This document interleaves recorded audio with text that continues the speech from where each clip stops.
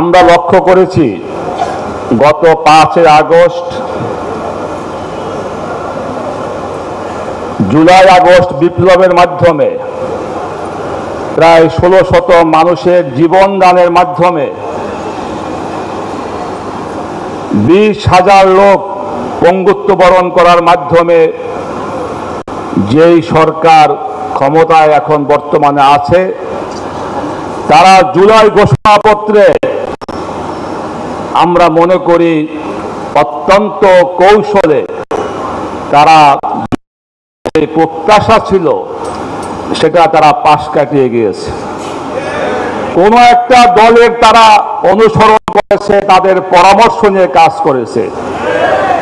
জুলাই ঘোষণাপত্রে বাংলাদেশের একটি সবচেয়ে নির্মম হত্যাকাণ্ড বিডিআর হত্যাকাণ্ডে এবং 2013 সালে শাপলার গণহত্যাকে অত্যন্ত কৌশলে পাশ কাটিয়ে যাওয়া হয়েছে। আমরা ঘোষণাপত্রকে অবিলম্বে সংশোধন করে জনগণের প্রত্যাশা অনুযায়ী তা ঠিক করতে হবে। দ্বিতীয় বিষয় হলো জুলাই সনদ।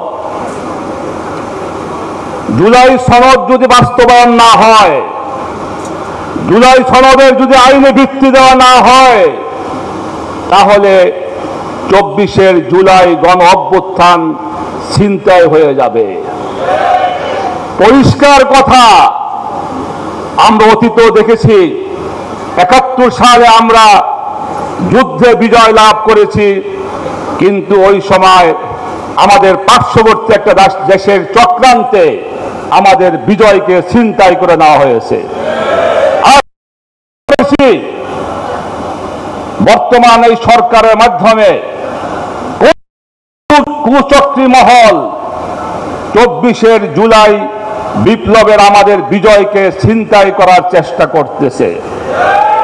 পরিষ্কার বলি, ডক্টর ইউনূস সাহেব, আপনি জুলাই বিপ্লবের জুলাই শহীদদের রক্তের উপরে আজকে আপনি দেশের চিফ অ্যাডভাইজার হয়েছেন, আপনি সরকারে আছেন।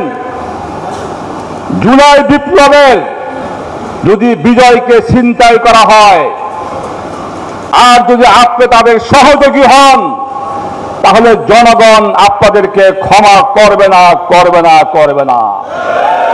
তাই অবিলম্বে আজকের এই সেমিনার থেকে বলি, আগামী নির্বাচনের আগে জুলাই সনদের আইনি ভিত্তি প্রদান করতে হবে।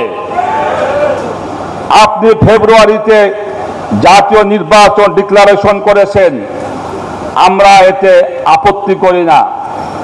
তবে খুনি শেখ হাসিনার তার সাংবিধানিক কাঠামোতে আগামী নির্বাচন হলে সেই নির্বাচন প্রশ্নবিদ্ধ হবে। সেই নির্বাচনে জনগণ অংশগ্রহণ করবে কিনা তাও সন্দেহ রয়েছে। তাই অবিলম্বে জুলাই সনদের আইনি ভিত্তি স্থাপন করে জুলাই সনদের ভিত্তিতে আগামী জাতীয় নির্বাচন অনুষ্ঠিত হতে হবে। আমি বর্তমান গভর্নমেন্টকে আবারও বলি, জনগণের আশা, জনগণের চাওয়া পাওয়া বুঝতে চেষ্টা করুন। এদেশে যে সমস্ত ক্ষমতাসীন দল জনগণের ইচ্ছার বিরুদ্ধে গিয়েছে, তারাই ইতিহাসের আস্থা করে নিক্ষিপ্ত হয়েছে, যা জ্বলন্ত প্রমাণ এই ফ্যাসিস্ট খুনি শেখ হাসিনা সরকার।